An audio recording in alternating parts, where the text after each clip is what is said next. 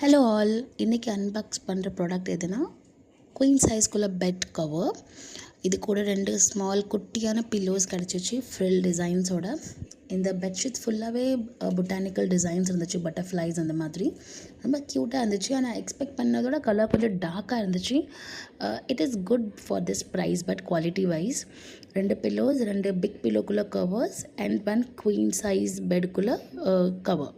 So இந்த 5 products கிடச்சிச்சு.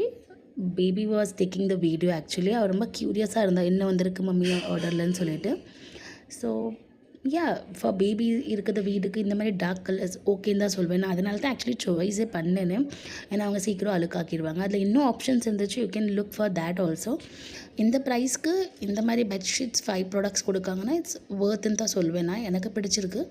So you can check it out. Comment for link. Thank you for வாட்சிங்.